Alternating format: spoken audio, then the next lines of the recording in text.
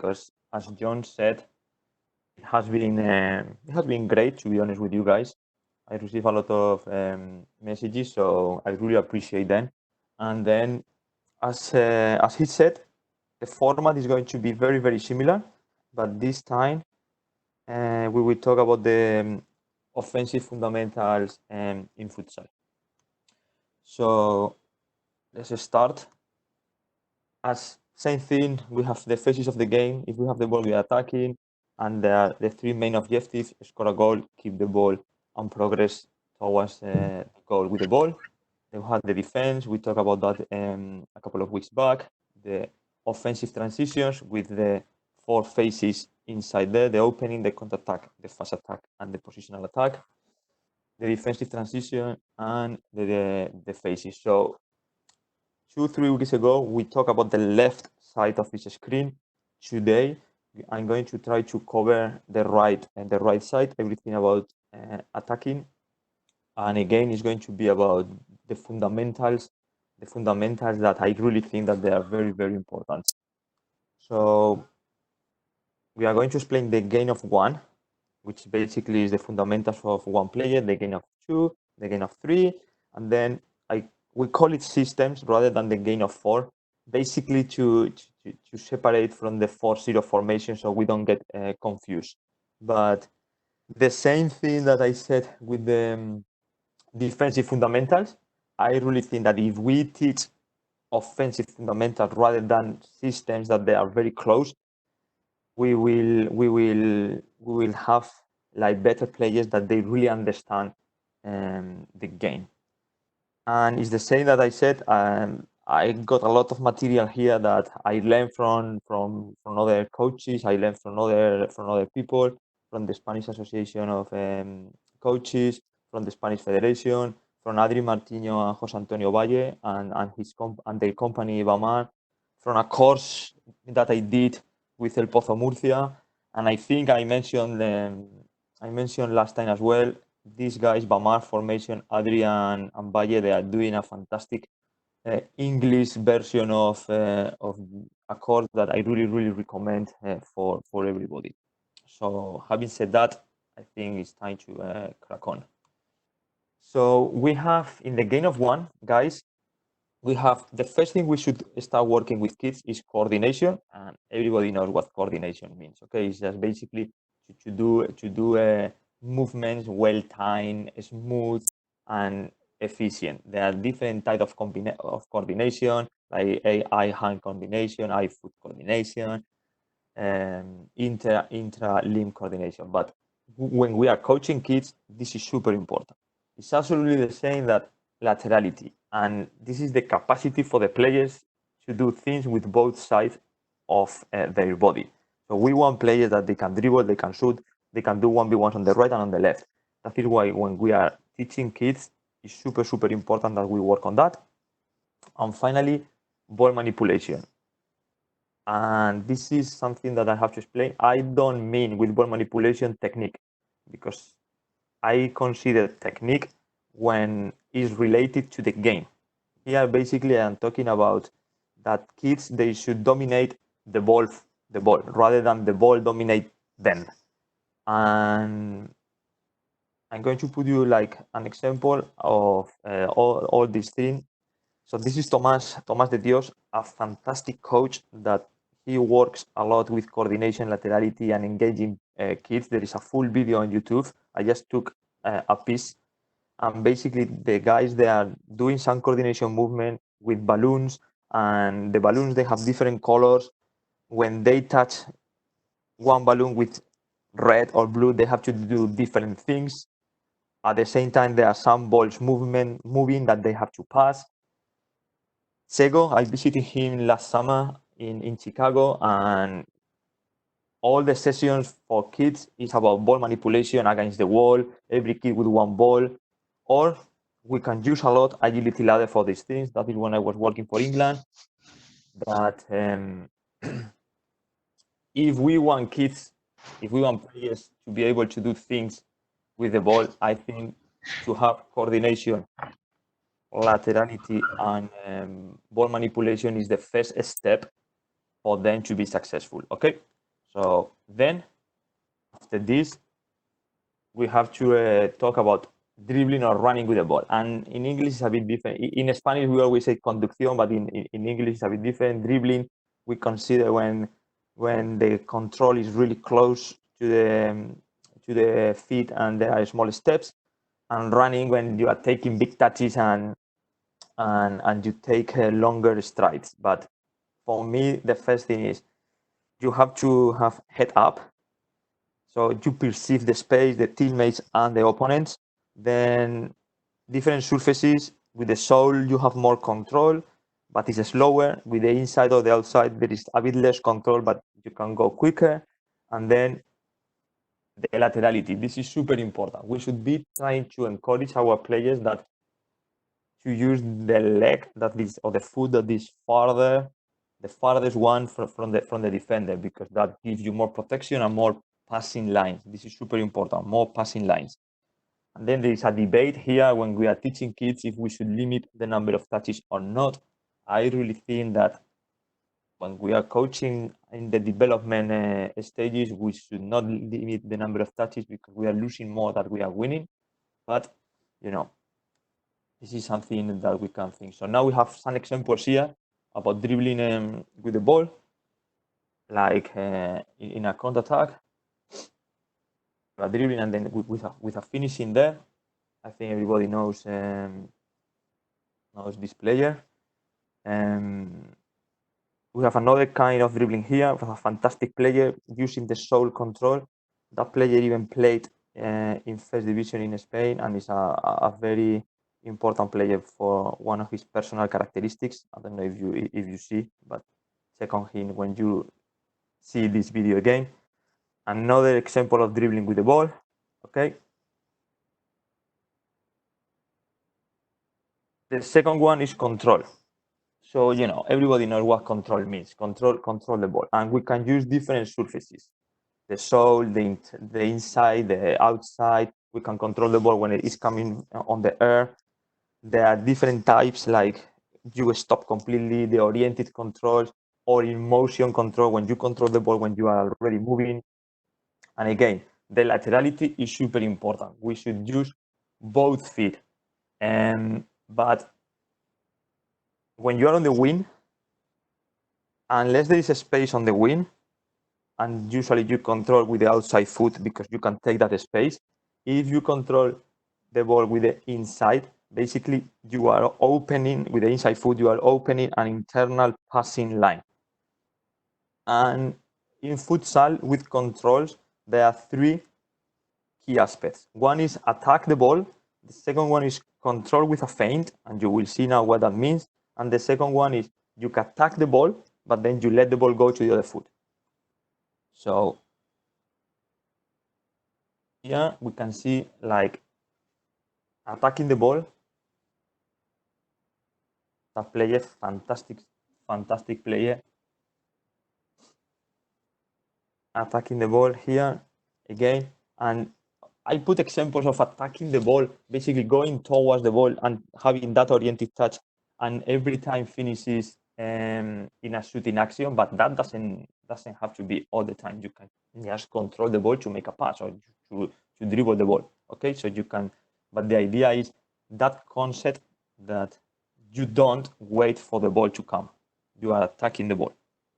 Here, there is a control with a feint. I don't know if you saw that. There we go again on the top of the corner. So there, the player controls the ball with the inside foot. You will see. Stop the ball with the inside foot.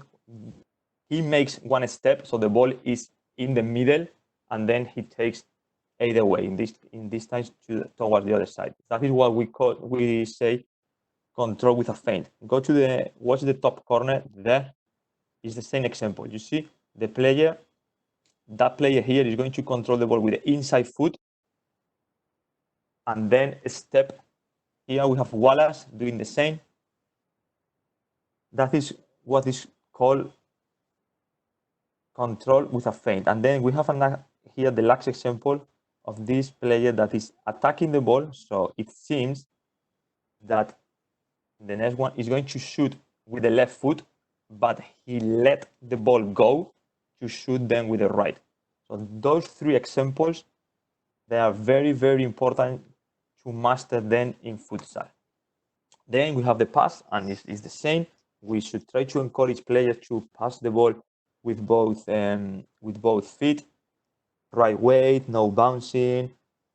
If we use the inside of the foot, and important to use the correct foot, which usually is the farthest away from the defender, and to pass the ball also to the correct foot too, which is the farthest one from the defender. So that is important, that we should try to encourage, to teach the players to pass the ball to the right foot. And so here we are going to see another example of passing, and we see Morocco here, and you can see how they pass the ball. It doesn't matter which foot they use, they control with one, they pass with the other. The players, they are very, very good technically. They can use both feet, both legs. And I think it's a good example about how different kind of passes they can be made. And you will see what happened with the video. It's also a great possession, great mobility, but then we will talk about that later, okay? Just focus right now only on the passing. Then, they score a fantastic goal. So here we can see an example of England. We have Agon left-footed, we have Cookie and Wallace right-footed, and you will see that they are controlling the ball with not their weak foot. They are facing. So this is a very good example how these three players, they really control the ball with the farthest away foot to basically have better options. Okay. Then finishing and shooting, super important in futsal, is the last phase of the attack. Everybody talks about the toe, like toe poke. We can use the lacy, we can use even the inside. And I included here the back post, like finishing on the back post, because in futsal, it's very, very important. We should run always to the back post. But it's important the body orientation of the player that goes into the back post, like always seeing the ball and the goal, and also finishing high. In the video, you will see a couple of examples about why it's important to finish high. We can see here some examples about the toe poke at the beginning. Now we are with the laces, like players that they are shooting with the laces.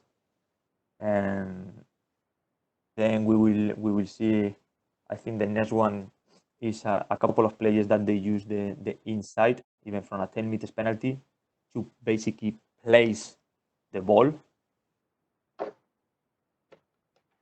and find that gap that the goalkeeper gives you. So here, that player number 6 is going to finish with the inside, just to place the ball. And now we have the back post, okay? So here there is an example about a back post finish. You saw that example before, but there is a mistake, and the mistake is here. There's another one, same thing, that the finishing on the back post was low. In the first one, they scored, but on the second one, the goalkeeper got there. And it's the same here. So here, it's perfect. My goalkeeper didn't, it's impossible because they shoot high. Or here with the Spanish national team, they shoot high. So it's super important that we teach our players that when we go to the back post, proper body orientation, and usually we shoot high to avoid the goalkeeper's hand or the goalkeeper's split save. Then offensive feints or fakes. This is super important. Futsal is a game of liars. So basically, we should be always tricking the players. And we can do feints with the ball, like dribbling the 1v1. We can do feints during the 1v1, feints to pass, feints to shoot, feints to control. Or we can do feints also without the ball. Usually it's because we try to invade the defensive space and cross that shoulder line to then come back and get that extra meter. It's super important. There is a good timing when we do the offensive feint without the ball to trick the defender, but don't trick our teammates. So there is something very important here, that we have to teach our players how to do the feint. And usually, if you want to do a feint to open a passing line, you should do the feint right before your teammate receive the ball from the third player. Because if not, if you do the feint when your player already has the ball, there is a big possibility that you trick also your teammate. So we can see now some examples here of offensive feints without the ball. Okay, that is again England, and we will see in the middle Wallace, like now, one small feint there, very, very small. They are completely different. Or here we have Jay Dennis at the very bottom, which is a bit more like here, David, a bit more aggressive feint that at the end he didn't receive the ball, but that is what we talk. Or here we have a shooting feint by Wallace. You will see now. He received the ball, he feinted that he was going to shoot with the right foot, and then he crossed over the ball to shoot with the left.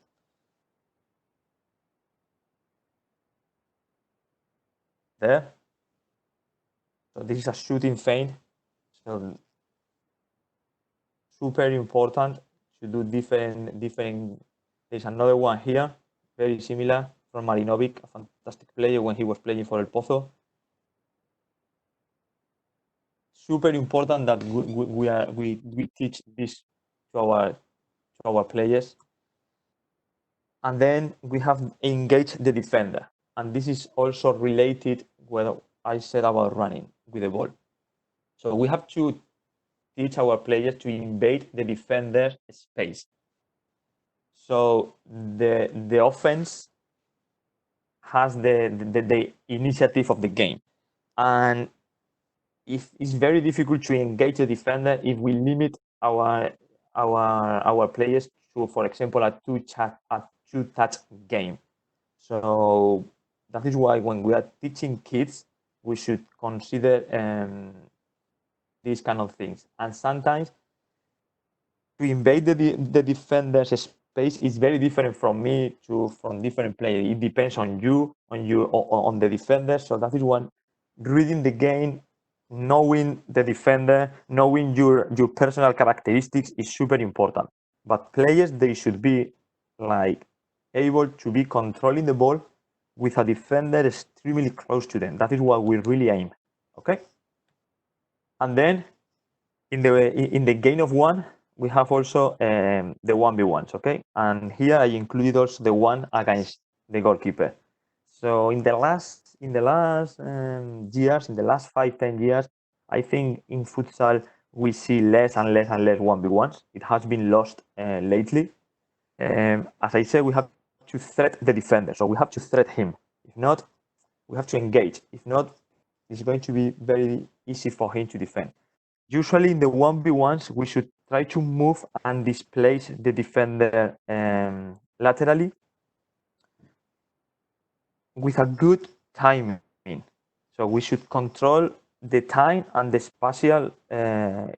We should have a spatial control and time control of the situation. And of course, you should have to be able to go out to both sides, so like left and right, use feint, chain of speed, and read the game. You should know where you have to do a 1v1, how, when not, in which position is too dangerous. And then, okay, for the 1v1, there are some very good tricks or movements that you can use, but something that is very, very difficult is when you are moving the defender, and I learned that from my friend Wallace. When you are in the 1v1 and you are moving the defender laterally, if you read the defender and in the moment that the defender is making the step and is on the air, is doing one shuffle step and is on the air, so there is no contact on the floor. That is the time when you have to do the movement to basically beat him, because the player cannot change direction because he has no contact with the ground, with the floor. So we will see here some example that you are moving the defender laterally to wait for the right moment. Again, we see the defender moving laterally. That was my player handy. Sorry. Wow. What a 1v1.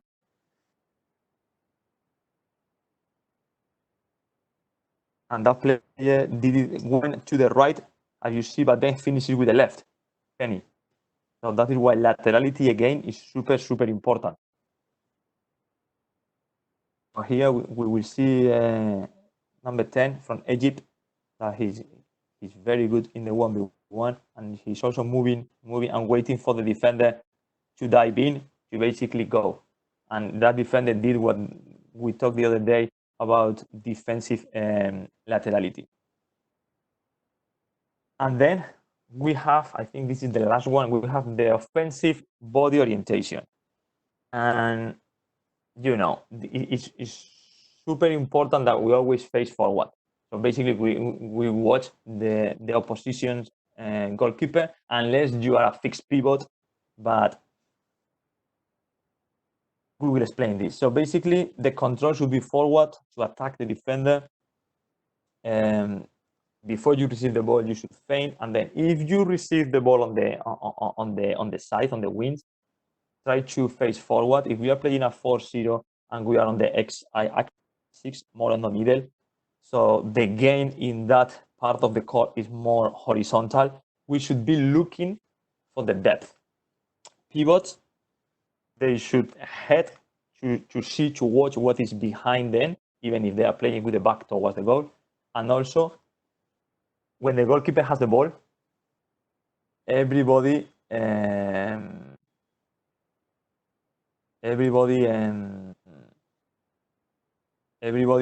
should be moving. That is something that I learned from Sego, that we should be moving, so that way and our body orientation should be always facing forward. So we are going to watch here some videos where, for example, here that is England Ukraine. The goalkeeper has the ball, nobody's moving. Okay, we receive the ball, and I think it's Duke. Duke is already facing towards our own goal. Here we have a kicking. The same. He turned his back, play back.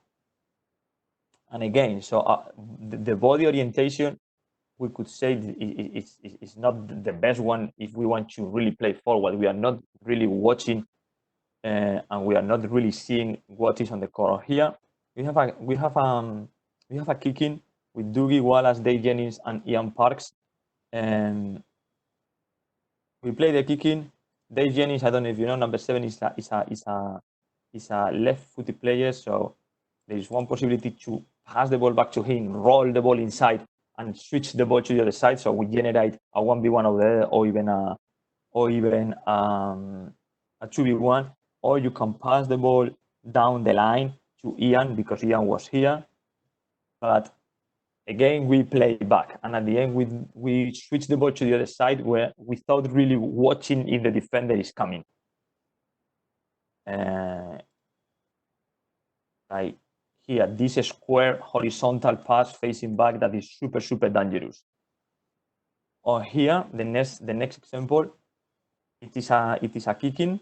We have Cookie, fantastic player, but Agon here, we have a kicking there, and he is not really watching that Crofty open up, so the opposition is not really pressing, so there is not really need for Crofty to open up, or maybe if he opens up, Agon can go hard. But the thing is, Cookie didn't really, his body orientation was not really there facing forward. Okay, and then here we have Morocco, that is a team that is really, really facing forward all the time.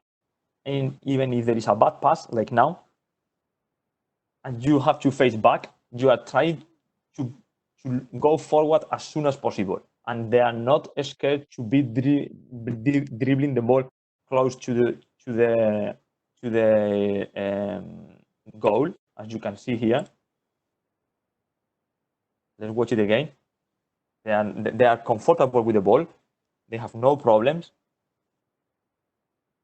to have the ball there. They don't panic, and by the way, they get out and they score on us an amazing goal. But the next example is also Morocco playing against Saudi Arabia, and it's the same. They have no problem to face forward almost all the time, which is this is what we should really be teaching our players. So this is the end of game one. This is the end of what we should do with when we have one player, the offensive fundamentals for one player. I don't know if you have any questions, but if you don't have any questions, I can go to the game of two. If you have any question about this, we can stop here and talk about them.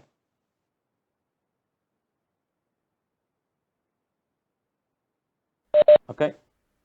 I think there's one question down at the bottom. Okay. If you just want to jump on it before we go. Yes. Yes. Perfect. No problem. Yeah, it says I see coaches all the time saying the feint must be past the defender's shoulder. Do you think that this is true? I already said that usually that is a good advice, and I say that because as soon as you cross the shoulder line, you makes that defender to step back. But as we saw on some examples, sometimes just with some small movement with the body, you already provoke a reaction on the defender, and you already get those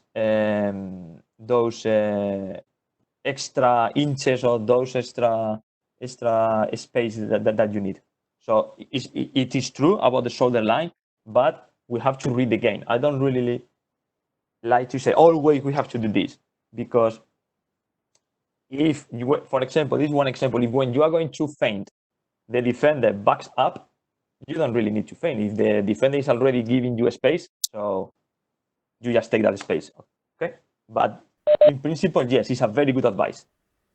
Perfect. I think Jamie's asked, would you coach points 1 to 11 or make a decision based on the needs of the player?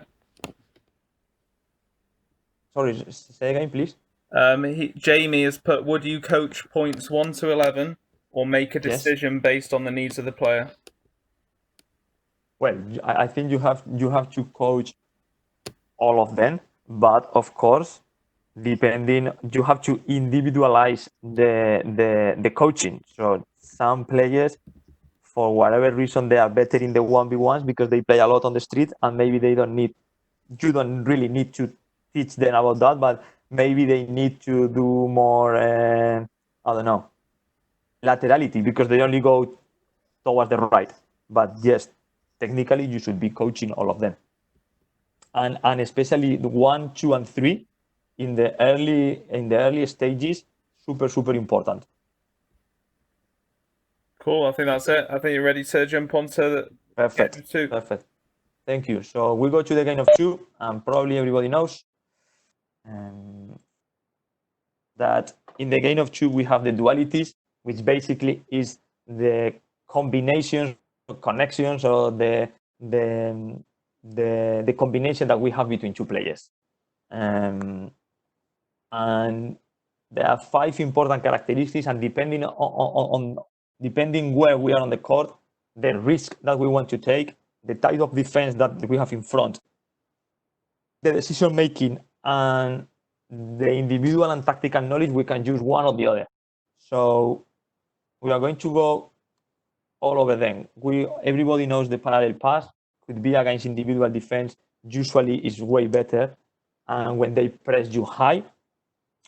And in finishing situations, so basically in the last third of the court, is not really useful because basically we have no angle, and basically we are sending the ball into the corners. And to defend, we should use the defensive covers, the floating and exchanges concept that I explained some weeks ago. And then in a parallel, we have two players. We have the playmaker, which is basically the guy who does the parallel and should be using the whole width. That player should decide reading the situation. So that player received the ball and should decide if the parallel is on or if the wall pass is on, depending on the defender. Should move the ball close to the line. So that means that the width is a bit better. Tip the pass. You know this about knee high to avoid that interception. And this is very, very important. The ball is called parallel pass, and usually the ball travels parallel to the line, but the ball should be a bit inward, should be towards the inside a bit, because that way, just a bit, because that way you open up a bit the angle of shooting. And then the player should follow the pass to give options. And then we have the runner, or in Spanish, the rápido, which is basically the guy who received the ball. And the first pass should be a good pass. That player should wait until the other player receives the ball. Don't start the run ahead of the ball height. Change the speed of change the direction with or without feint, depending on the situation, and could be in front or behind the defender, okay? But it's important that the player is always looking at the ball. So there are different parallel, simple parallel, classic parallel, but I'm not going to go into that. We can see here some examples about a small parallel here. Or here there is a longer parallel.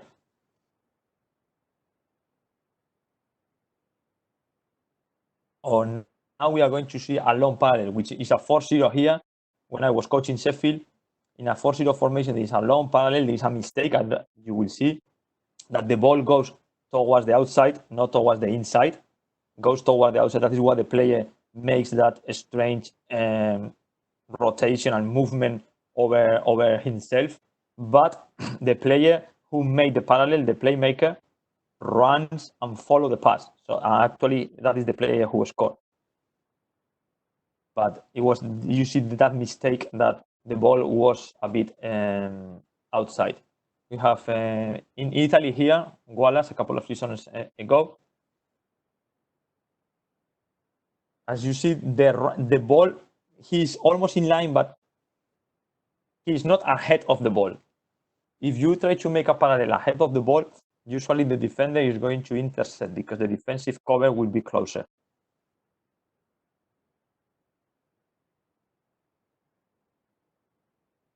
So then we have the parallel with the pivot or parallels. There are different kind of parallels, but the concept they are the same for every single one. The next one is the diagonal, okay, and it's the same. There is a chain of speed and chain of direction. To be always looking for the ball. Could be a long diagonal, a short diagonal. Could be on the air. Could be down. The run could be in front or behind the defender. It doesn't matter, but usually it should be used against the individual defenses, against defenses that they press high and with intensity. Not really in finishing situation or close to the goal. And to defend is the same. We should basically use a lot the exchanges and the floating concepts. So here we will see a diagonal ball over on different. It is the same one from a different camera. We had two cameras set on the court.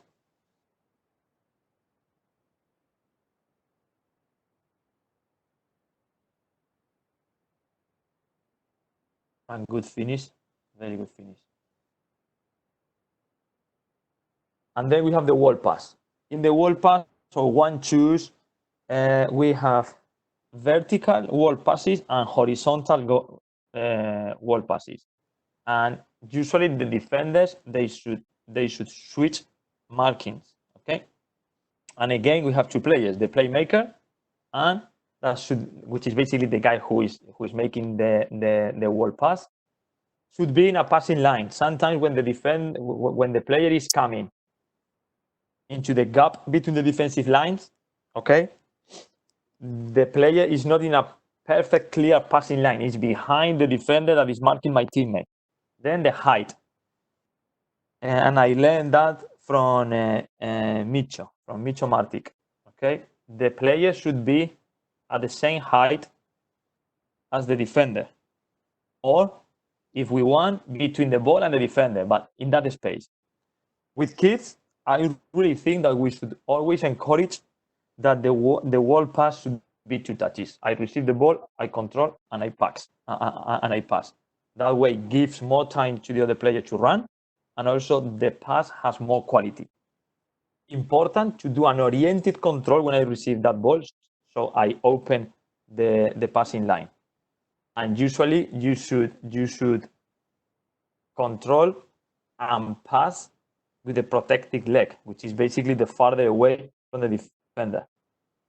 I can accept that if maybe I have to control the first touch with my strong foot because I don't have a very good control with my weak foot, but the pass should be always with the protected one, which is the farther away, because that is, and the pass is to the space. And then the runner, which is basically the player who runs, should be over the line. So we use the whole width of the court. Should be close to the defender, so should be threatening the defender, so engaging him. When he plays the first ball, the first pass should be to the protected leg, and then there is a feint with a chain of speed. And we will see here some examples. This is a horizontal there, and as you see, that player here is between the ball and the defender. That is the height that we should have for a perfect. That is the height that we should have for a perfect wall pass, because that means the defensive cover here is going to run more, and then the angle is better. Okay. However, here it was 1 touch, but I really prefer 2 touches. We have another horizontal wall pass here. Sorry about the quality, but it's there. It's an all Spanish First Division video. Then we can do a vertical wall pass, okay? And this is what is called vertical wall pass. Real Betis doing there, or Maritime in Italy. They used to do it a lot with Mickey as coach. Another vertical pass. Here we have Maritime, vertical wall pass.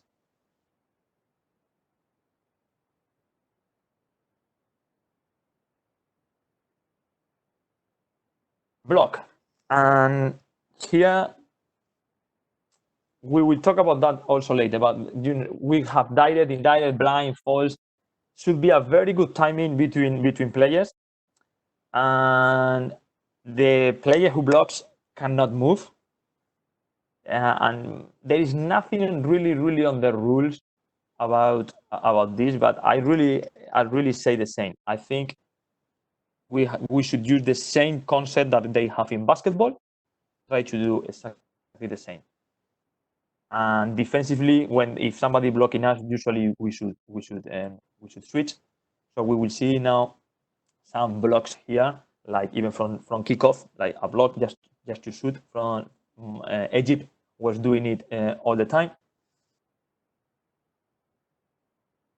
Or we can see here a block. Again, the same in a local game in Zaragoza.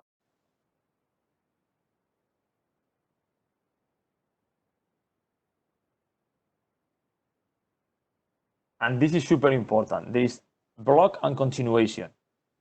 And let's see if we can see this. So it's important that after blocking, And then I don't want to go out of this presentation, but then I will show you something that it's important that we teach our players that they block, and after blocking, they continue the movement. So it's like in basketball, the pick and roll, and that is something that we don't really see that a lot. That usually you block and then you stay there. Overlaps, and the overlaps, they could be a lateral overlap or a central overlap, and usually they happen in the creation, which is basically in the middle zone, or in the finishing zone. There should be a very good coordination between players, because usually we use the pisada or like the roll back. But at the same time, we have to be very, very careful, because if the defenders they are smart, they could do a 2v1 on the ball.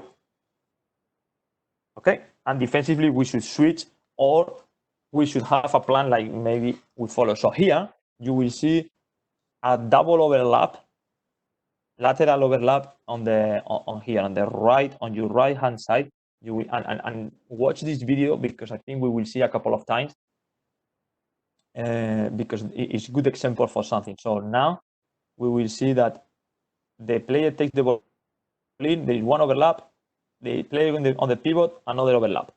So there are two overlaps, one on the winger, one with the pivot.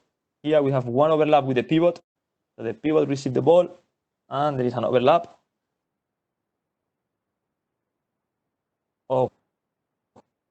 Here we have a Maritime in Italy, from when Miko was when Miki was coaching, doing lateral and central overlaps. So here we will see a lateral,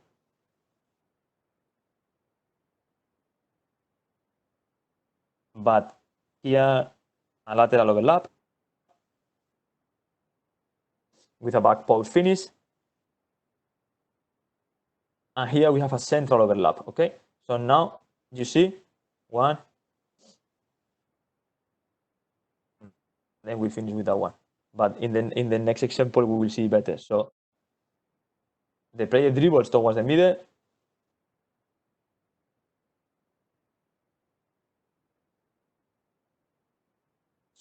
so we have lateral and central overlaps. That usually not a lot of coaches they use the central overlaps. I learned that from Miki, fantastic coach. And then we have the screens or curtains. Okay, and this is super important, because there is a problem with terminology even in Spanish. So imagine when we translate this concept into English. So the screen is, so basically this is very, very simple to the block, but we can it's a mix between a block and an overlap. So the screen is when the cut is between the player with the ball, and you will see now there. I don't know if you saw. So there is going to go between the player with the ball and the defender. So there is a gap. There is a gap. Or there again. I'm going to put that one again if you want. So there, at that moment, here, there is a gap between the defender and the ball, so we can do a direct screen. And use and Pato in Rivera Navarra does a lot of screens and curtains. And curtain is when it's behind. So there is another one here. There is another direct screen, okay? Or here. You will see there. But here we have Brazil against Portugal, and there is an indirect screen. So basically, the player now is cutting between the player who marks the other one before he receives the ball. There. So this is an indirect screen, but it's in between. This is the concept. And then we have a curtain here, which basically is when we do it from behind. So here, let's see. The player has the ball here, is marking, is very, very close, so his teammate cuts behind So that is what is called in Spanish curtain or pantalla, cortina. Okay, so another different concept that is sometimes is difficult. It's difficult to understand and to separate from overlaps, screens, blocks, curtains. So the next one is the backdoor. And if you know a bit of basketball, it's basically very similar. It's basically when you do a feint or you unmark yourself with a movement at the back of the defender. It's important to make eye contact with the player who has the ball. And basically, what you are trying to do is you create a deep passing line or a vertical passing line. To defend this should be a very good coordination between goalkeepers and defenders. You will see here that player here, Rob, doing let's watch it again. Going to unmark. There we go. From behind of the defender. Here, same player, and the player who passes the ball is the same one as well. So it's different. It's not in a finishing area, but it was unmarking himself from behind. Or here we have Barcelona and Ribera Navarra. So Ribera Navarra is going to score a goal, doing a backdoor at the end of this possession. Let's see if we can see now. Can I stop?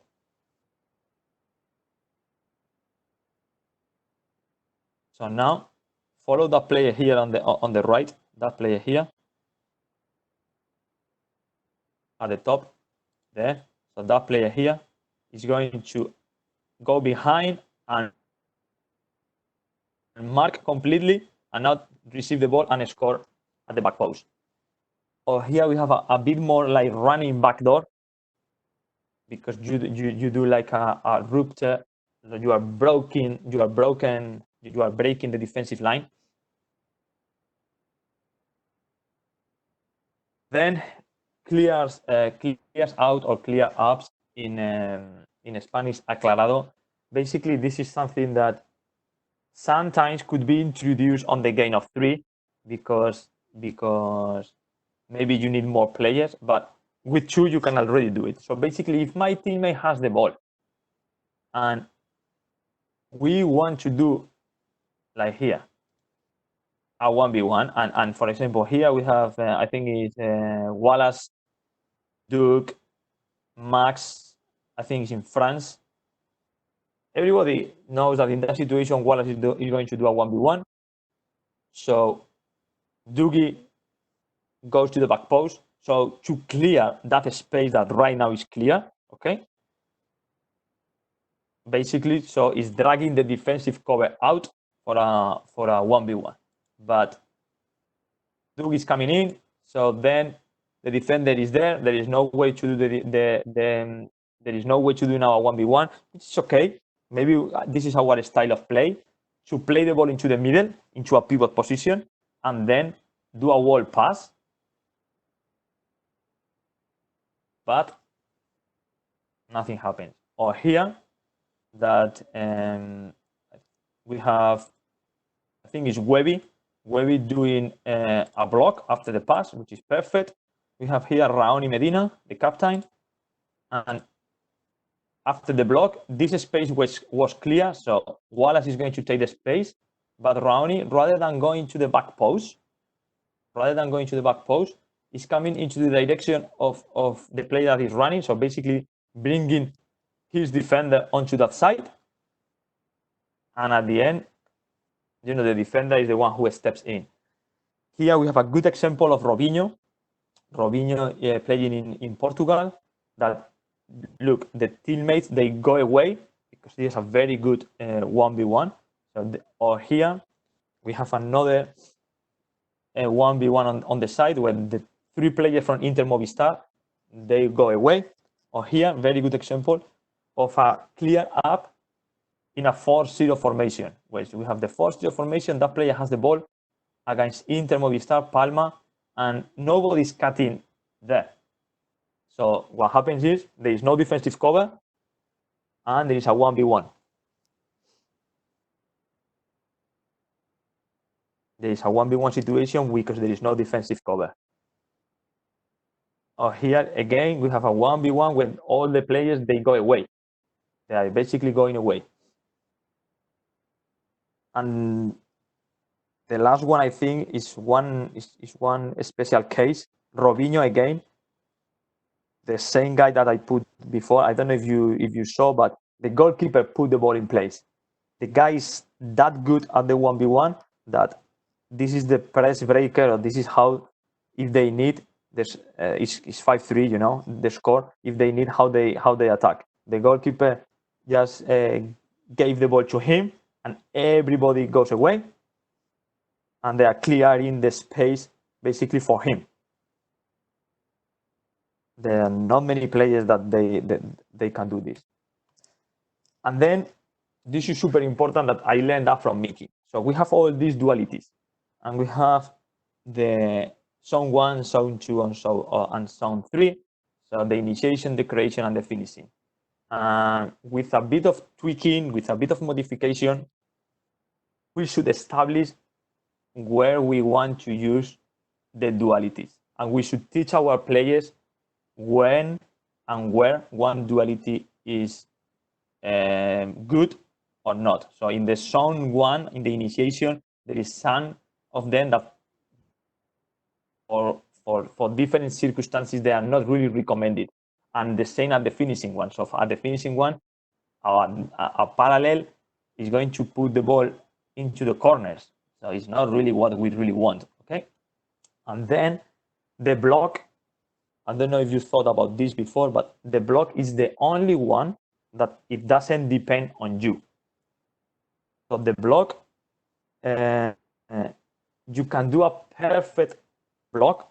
So if you do a perfect parallel, probably is going to be successful. You can do a perfect block, a perfect one, and it doesn't depend on you, the success, because there is an external agent, an external factor, which is the referee. You do a perfect block, but the referee blows the whistle. So that is why on zone 1, near our goal, of course we are attacking towards the right, okay? So on zone 1, it's not really recommended to do blocks, because that means that if you do a block and the referee blows the whistle, that means that you are giving a free kick close to your goal. Or maybe you can do blocks, but after the third foul, we don't do blocks anymore. So that is something that the coach should establish also into the teams. Which kind of dualities we do in each space of the court. Or, for example, in the zone 1, as you see, there is no overlaps. Because if you pass the ball and you have to go for an overlap, basically you need time. And if they are pressing you, your teammate doesn't really have time on that area of the court to just be messing around with the ball. That is why, of course, we can discuss about this, but it's important that in our team we establish which dualities we do in each zone of the court. So this is the end of game 2. This is the end of the dualities. I don't know if we have any questions. I think I saw a couple of questions popping up, but honestly, I have no idea how to chat. Let's see if we have here the questions. I can read them and then. Daniel, if you want, I'll ask John JK to ask his question in person. So it's yes, no problem. Active.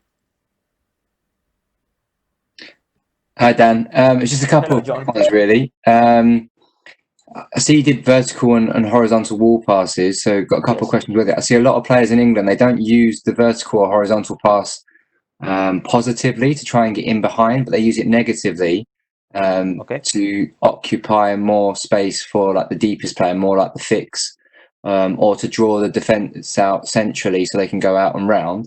Would you adopt that? Would you coach that for youth players, or would you try and make it as much about being positive? The thing is, everything depends now on your philosophy as a coach. for me, I want to attack. So that means I want to go forward. And that is why I really want to go always forward. And after a vertical pass, a vertical wall pass, I really encourage my players to run forward. Okay. Mm-hmm. And probably you will see now with the gain of 3 what I mean with the runs forward and how we implement everything into the gain of 3 and then gain of 4. Okay, but I get your point, but probably that is because sometimes we are very conservative and we don't really want to take risks. And I prefer to. I am attacking, but I am thinking more about my defensive So in that balance. example, if a player in training is playing a wall pass and they're playing it, negatively to keep possession rather than try and break lines with it and go positively, is that where you'd step in, or would you just let it happen and work it out for themselves? Well, depend, because also there are moments, So if we are winning, I don't know, 5-0, and there are 10 seconds of 15 seconds on the clock, do we really need to attack more, or do we just keep the ball? The thing is, there are different moments, and this is when you have to read the game. And of course, imagine that is the last chance. You need a goal. There are 10 seconds on the clock. There is a good opportunity, and your player makes a negative decision just to keep the ball rather than attack. Definitely, yes, I would step in and I say, hey, this is the moment to take risks, because we need the goal and there's only the few seconds on the clock. So I think we have to take everything into consideration. Okay, and just the part 2 of that, I think someone else has written it as well. I just wanted to put a bit more flesh on it. So with the wall passes, vertical in particular, and the 2-touch concept, I think it's really important, because obviously it gives that runner time to get there, what you were saying. But does it not take away time for the refractory period of the defender, so that you have more chance to recover? Yes, I saw this. I think you are asking me, and I think another friend, Claudia, is asking me the same thing. Yeah. So the thing is, when we are teaching, okay, I really want to master the movement perfectly. So I really think that controlling and passing, which means 2 touches, gives more time to the player to make the run, and also we improve accuracy of the pass. Okay. Also, the player who is marking us, if we control the ball, the player is going to come closer, because the player doesn't know if we are going to make the wall pass, or we are going to switch the ball to the other side. I don't know if you get what I mean. Yeah. The thing is, and I agree with you. They may be anticipating that pass already if you do it one time. Exactly. Yeah. But I agree with you that if the third defender is very smart and the third defender is making the defensive cover on the axis, maybe could be a good defensive cover. I get that point. But as a general rule, I would always teach 2 touches. But then, I put some examples in first division in Spain that is 1-touch pass. Okay. Mm-hmm. But that is then when players they read the game and they make their own decision on the court. Okay. As coaches, I think we have to give them just the resources, and then they decide. Cool. Okay. Thank you. Yeah. Perfect. So should I carry on? Yeah, ready to go, Daniel? Perfect. So 1 sec. Okay. So we go to the gain of 3, and I don't know if I put here 1 sec. I put here 4 players, but we are only talking about 3. So it's important that as soon as we have 3 players, when we have the 3 players and we are playing with 3, we establish who is the defensive cover, or how is going to be the defensive balance. So, for example, if forget about player number 5, okay? If number 4 makes the run and we play that ball, we have to establish who is going to be the if we lose the ball, who is going to be the balance, number 2 or number 3. This is the first thing. And by the way, could be either, but it's important that in our team we establish that. and then we will understand a bit more why. Then the next one that we do in the game of 3 is the winger cuts. As soon as we have 3 players, we should starting to introduce the winger cuts.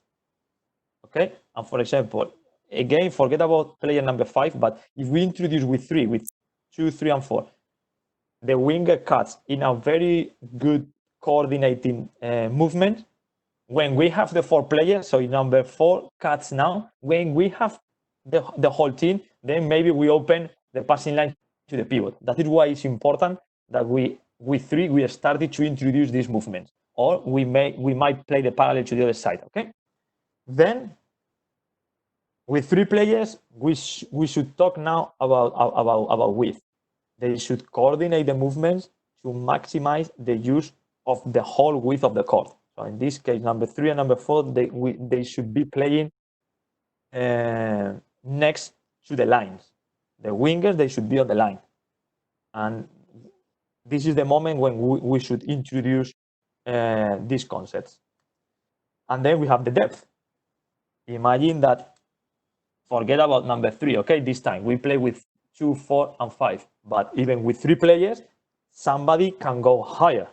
So then we introduce the concept of depth, because at the end, futsal is a game of width and depth. Okay, so those 4 concepts are the ones that on the game of 3 we should start introducing. Of course, the players' mobility, which basically is we have to start teaching players how to move, to create spaces and occupy spaces in a rationally way. And it should be a balance between horizontal and vertical passes. That is the way to use the width and the depth. So usually one rule that I say is we should try, when we are teaching this kind of movement, we should try to occupy the space that my teammate left. That is a rule that for to teach at the beginning should be very important, okay? And then we have the ball circulation, which basically everybody knows about possession. So it's the same, is we should coordinate the movements to keep possession of the ball without a finishing intention. So we don't want to finish. We just want to keep the ball, because that will help us to the next step. And then it's important finally that we introduce that every time there is a deep pass, there are runners. And every time that we pass to the pivot, there should be like 2 runners to give options. So for example, now if we are playing with player 2, 4, and 5, forget about 3. One rule that I got in my team is when the ball gets here into player, let's do this. When the ball goes here, so player 5, my pivot, has the ball, I got a rule, and it doesn't matter how the ball got there. It doesn't matter. It doesn't matter who passes the ball, but the rule is the player that is on the same side, in this case number 4, cuts diagonal. This is runner number 1. And the player, and then at the beginning it was that the player here comes around. And remember this, because then you saw that video about that double overlap, and it's very, those players, that my team, they did it because we are training that way. So that way we have the pivot with 3 options: himself, runner 1, and then the runner 2. But so number 3, when we have the gain of 4, should be the defensive balance, okay, in that situation. But then I change this, okay, and it's the same. When the player receives the ball here, so the pivot receives the ball, there is a deep pass. Runner number 1 is the same one, the player who is on the same side. But now, when the ball goes there, most likely that defender is going to be looking there, that defender is going to be looking there, that defender will be looking at the ball. So all the defenders, their body orientation is at the ball.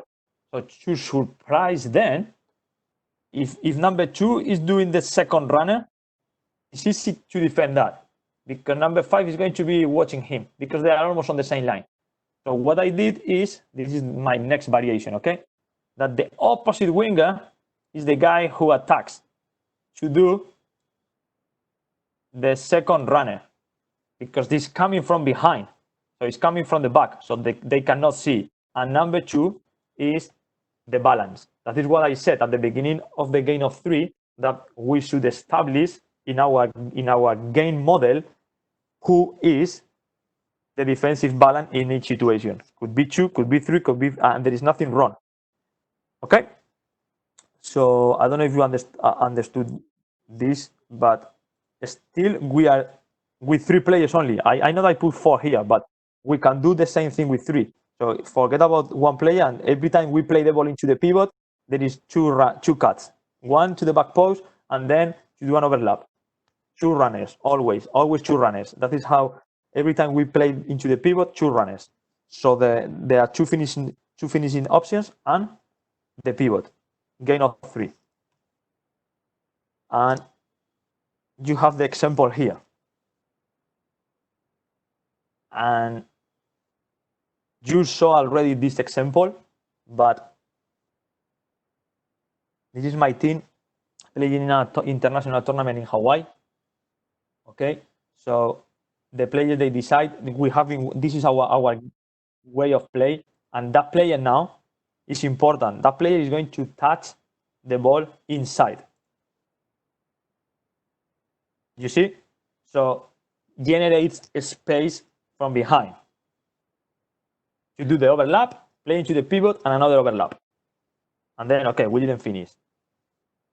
But you will see, it is established. And the 4th player didn't even participate. So if we watch it again, the 4th player didn't even participate in the movement. But now, oops, sorry, you can see almost walking, because almost walking there is going to take into the, go to the axis, go into the middle to be like a defensive balance. So the 4th player, so that is why with 3 players, we can already start working on this.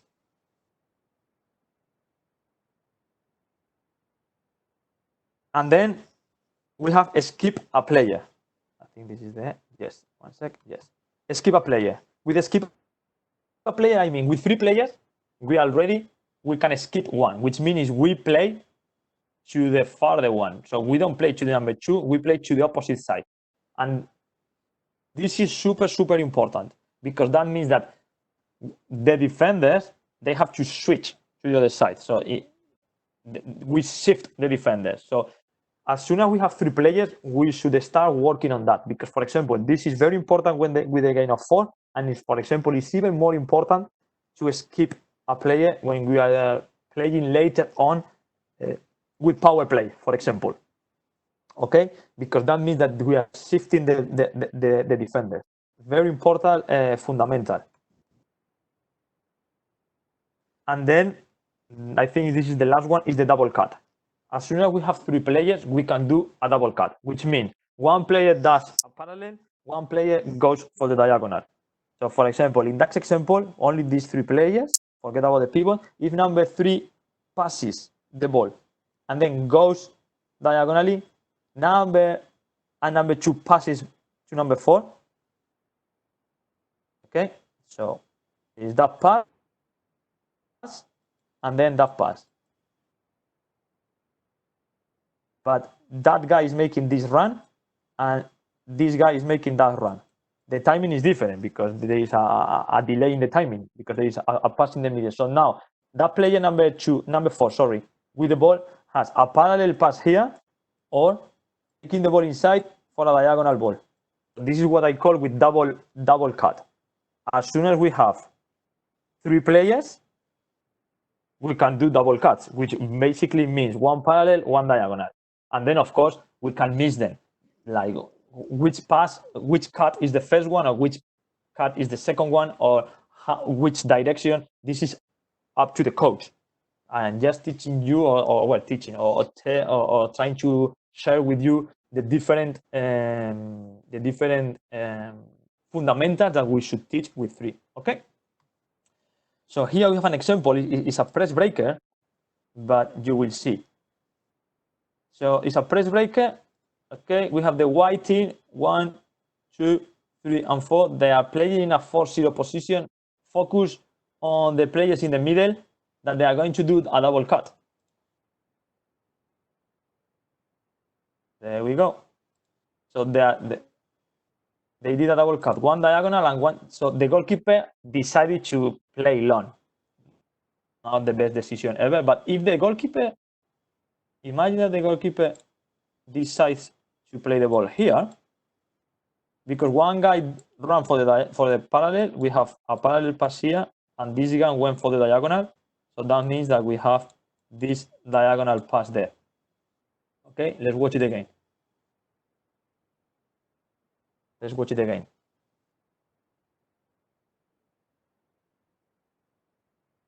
So they cut, it's a double cut, and if the goalkeeper plays short, you have then the 2 options. That is why, as soon as we have 3 players, we should start introducing the double cut. And then we have the dualities. So we have 3 players. So 2 players, they can do a duality. And then the 3rd player is the one who appears. Pato is a guy that in Rivera is doing a lot. So here you will see there is a screen there with a pisada, with a back heel. And then the 3rd player comes into the middle to get the ball. Let's watch again. So there is a duality, a combination between these 2 players right now, with a screen, back roll, and the 3rd player goes into the defensive lines to receive the ball, and then decides to do a 1v1, and it's successful. By the way, there is a wall pass, and the ball goes out because the 4th player didn't get there.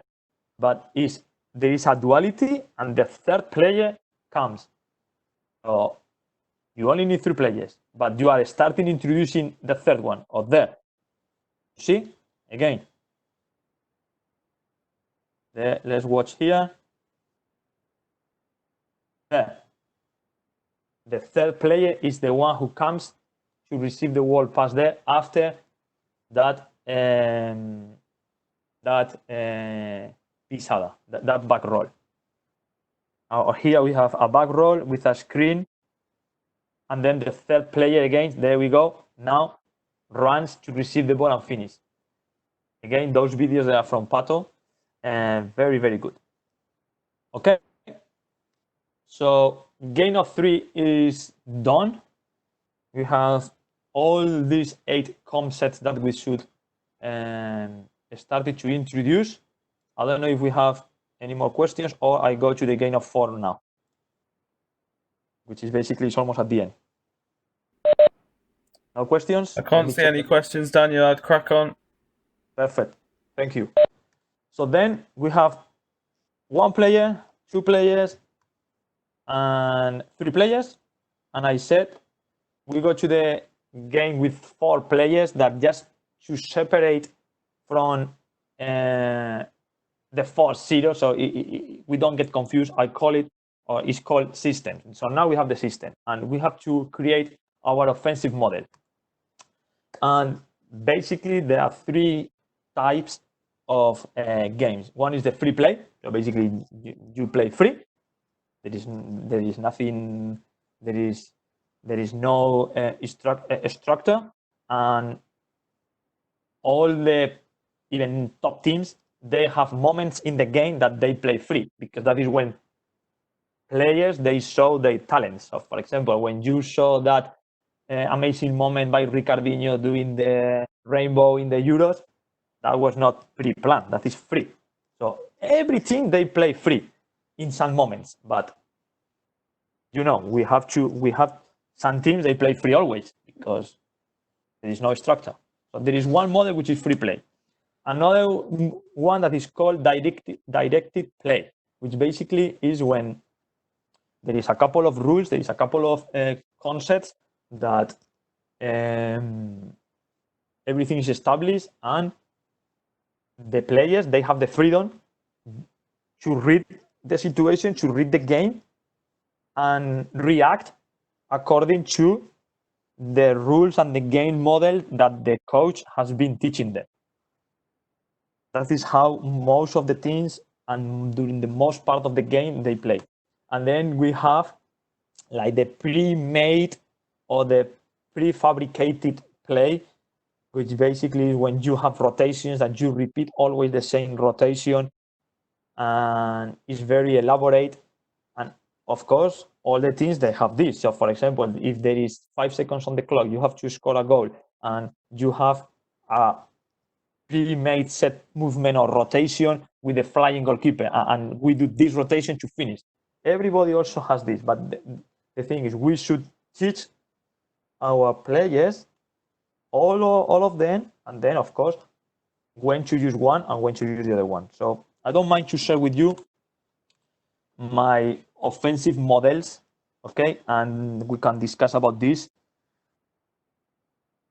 So we have 3-1, and I know that you can read that later, but because there are so many arrows, but you will see probably better here, and I will put a couple of times, and then after this I finish, and we can have some questions.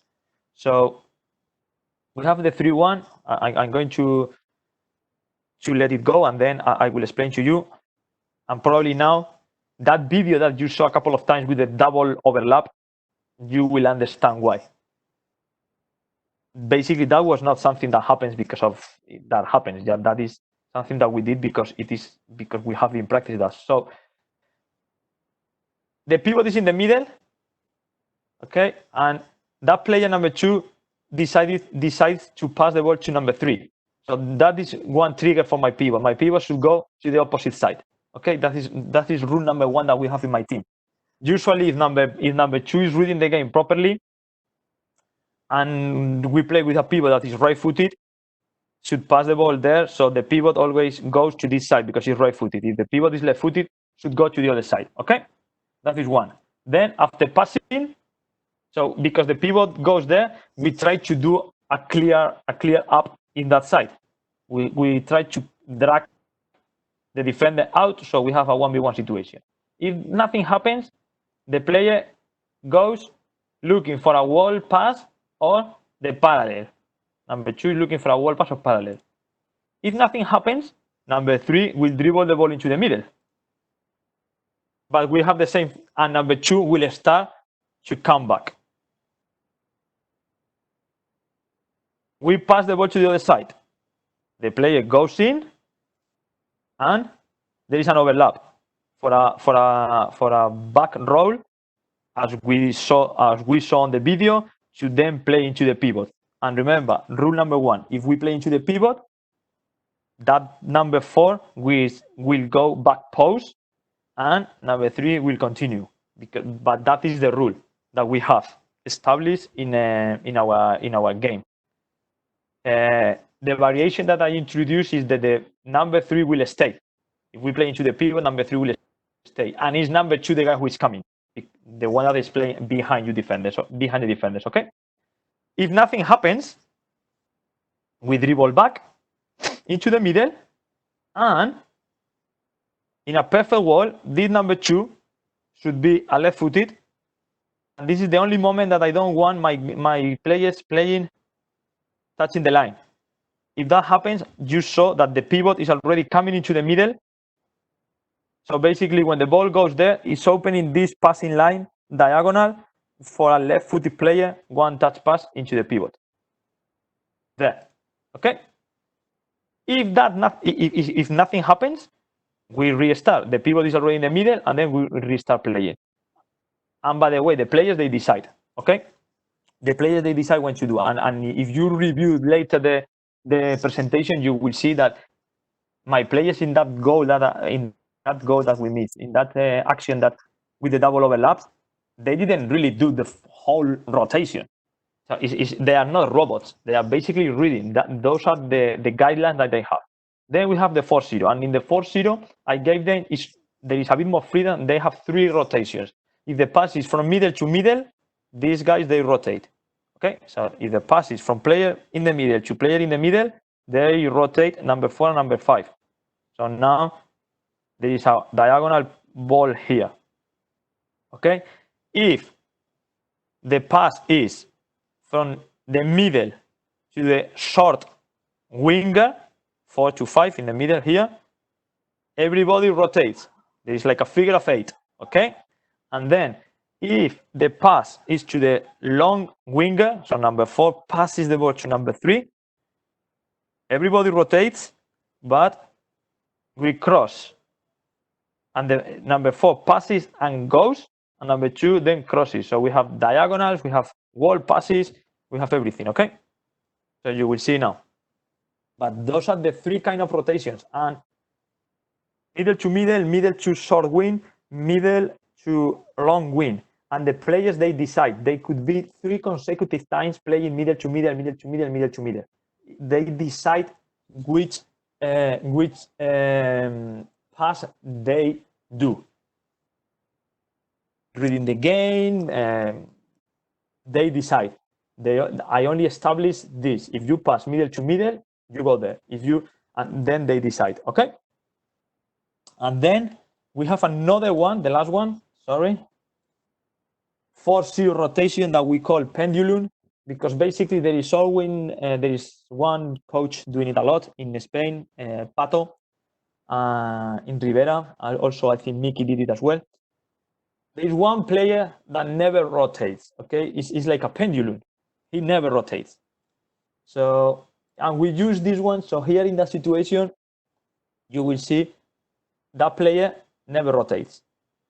And you will see the video. And the idea is it's not because we want to have a security pass. Okay, the reason because one player doesn't rotate is not because we want to have a security or a supporting pass. No, the reason is because the other team is pressing very, very high and very, very man marking. So we want to drag one defender out. So the player who doesn't rotate is dragging one defender out. So that way we have a 3 versus 3, and rather we prefer to play a 3 versus 3 than a 4 versus 4. So you will see now.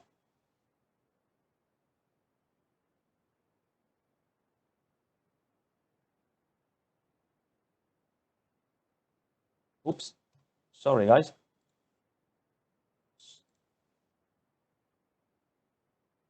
Let's start again.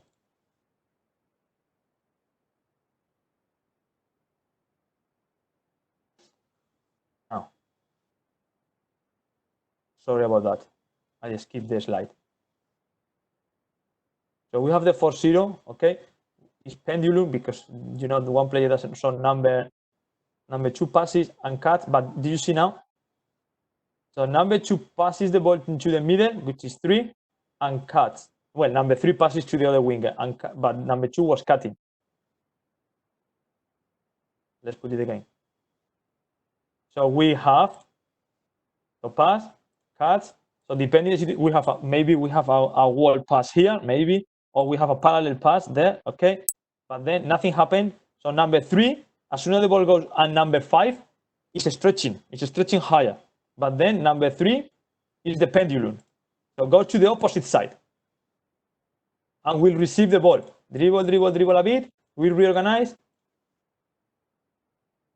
And receive the ball.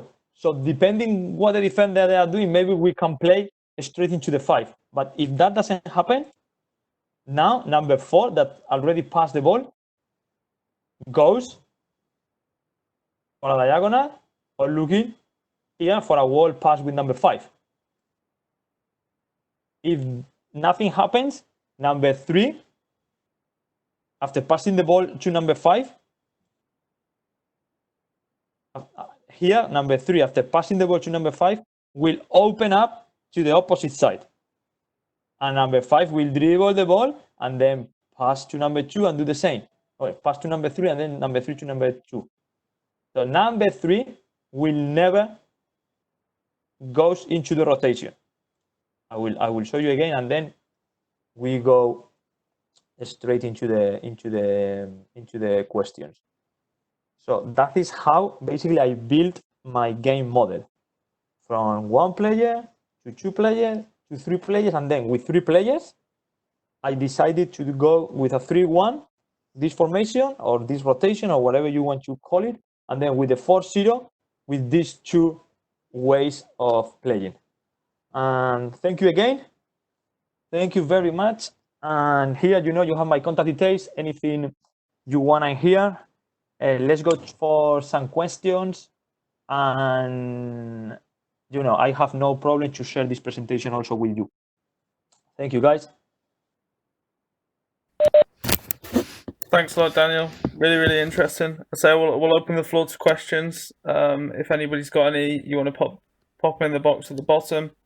I'm sure that everybody's got quite a few things that they want to follow up. If you don't have any questions now, but let's say want to talk more in depth with Daniel, he's just put his link, his contact details up there. So please do feel free to contact him as well. Do you see the screen now or not? No, it's turned off now. I want to show you something, but let's see how I do this. Okay. Content.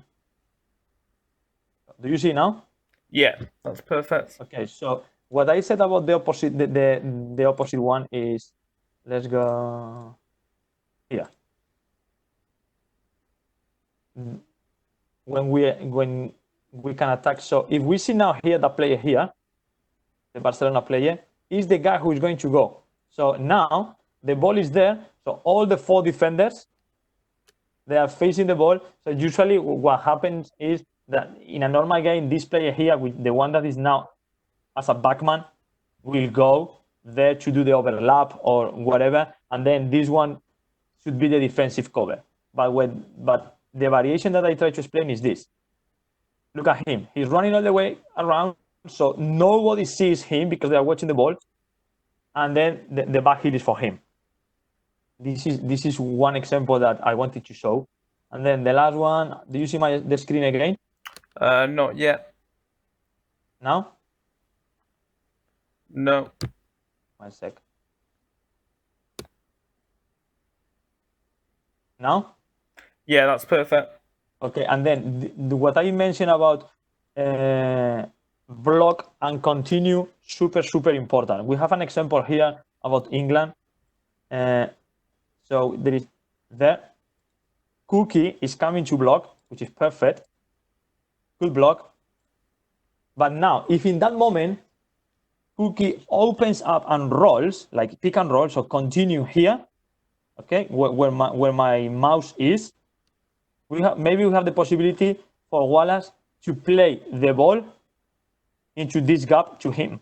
But even if he doesn't play the ball, if Cookie is here, okay, where this little black mark is, because Agon on the opposite side, when receive the ball there, if Cookie is here, because Agon is left-footed, Agon can play the ball straight into Cookie. And either way, if the ball goes to Cookie from Wallace or from Agon, we have a 2v1 situation here with Raoni Medina.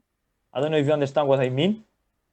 This is why it's super important that after blocking, we continue rather than staging, and it's super important. Okay? So those are the 2 videos that I wanted to share with you. And of course, everything depends on the coach, on the instruction, on your style of play. But super important that those 2 things, that block and continue, to give more options.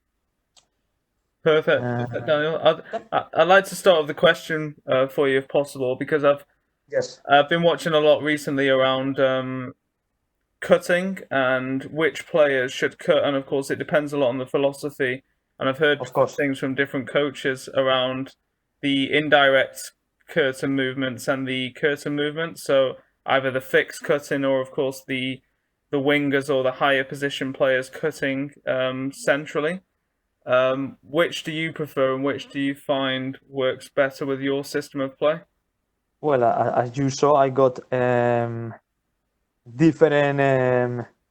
As you saw, I got different cuts, and depending on the situation. Yeah. And the thing is, everything depends on. I gave my players this. If you pass here, so in the 4-0, if the pass is from middle to middle, this is the movement. But then they decide where to pass. So maybe, and that means that if they decide where to pass, they know already the movement that is associated with that pass. Okay. Okay. But I like to give them the freedom to decide, reading the situation that the defenders are putting us on, because at the end, those are the players. They are the ones that they are on the court. So I don't really have, okay, we always have to do this cut from the middle there, because if we always have the same cuts, it's very easy for the defenders to defend, because at the end, they will, if they do a proper scouting process, they will know, okay, we do this kind of rotation, and at the end, the game becomes very predictable. Yeah. Yeah. I completely understand. One cut that for me I always do is if my pivot drops to one side, okay, and the pivot receives the ball, the winger who is on the same side as the pivot always cuts to the back post. This is one of my rules, and this cut always has to be like that. Okay. So effectively, you have. I know there's a big debate around very player ownership driven coaching or very structure driven coaching, and how do you find that suits you, or where do you think I would say at the top level the game is currently directed? Do you think it's more structured, like you said, you have certain set of guidelines and rules that the players need to adhere to, and then the players have ownership within that framework? Yes. Okay. Yes, I think that I think right now at the high level, most of the coaches, they put a framework on the team, offensively, defensively, with different defensive systems, with different offensive systems. There is flexibility and there is freedom for the players to read the situation, and also to show their talent and creativity. That is basically what, at the end of the day, in the very, very top level, what makes the difference between winning or losing is the talent of the players. Yeah. Because physically everybody's super good, tactically everybody's super good, technically everybody's super good, but then the small details, this talent that everybody has is what makes really the difference at the really, really top level. Yeah, I completely agree. I got here, I think there is a question from Luis Melville. Yes, Luis, no problem, my friend. Feel free to contact me, and I can explain more, or I can give you more details or more videos about the 4-0 pendulum system. No problem. Perfect. So I really appreciate it, Daniel. I appreciate you coming back, and say we had great feedback from the first one. I'm sure we'll have great feedback as well from this one. But yeah, hopefully have you on again at some point in the future. But really, really appreciate it, and hope to hear from you soon. Hey, thank you to you guys for doing this, and of course thank you to everybody that listen and is listening right now, because at the end, without you and without the coaches there, I have nothing to deliver. So for me, it's a pleasure. I always like to share, because I really believe that sharing is the way that we could improve, and we could develop this sport. So thank you, guys. Thanks a lot, Daniel. Hopefully see you back in the UK soon. Let's see. I would like to. That's not a problem for me. Take care. I had a very good years over there. So thank you. Thanks a lot. Take care. Bye. Bye bye.